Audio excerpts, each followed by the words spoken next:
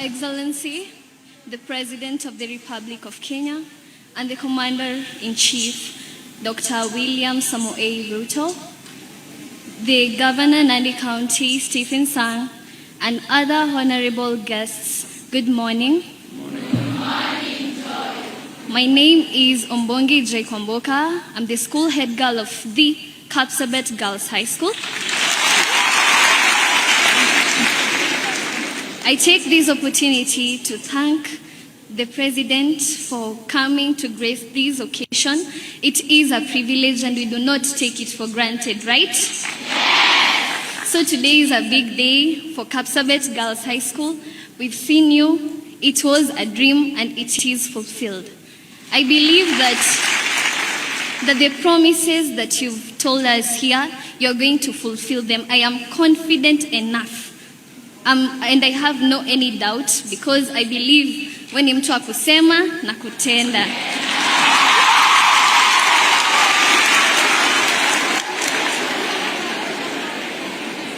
So on behalf of the students, about the bread,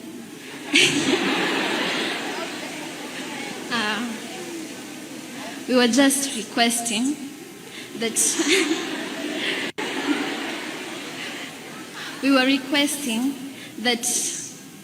hivyo tutashirikiana pamoja na nyinyi na nimefurahi sana kufika hapa. Mliniuliza ya kwamba wakati nilikuja hapa mliniuliza nilete basi ndio. Because I don't want to be specific on what we want because the desires are a lot, right? Yes, but we believe that you are a man who is going to do it for us and we want to say thank you. Thank you.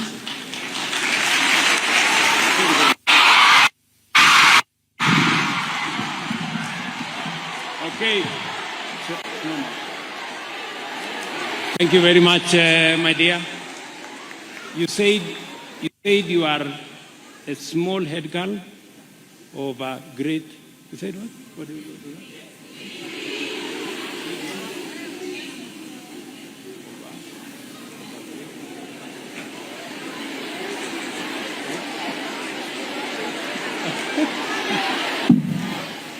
I was very careful on what she said.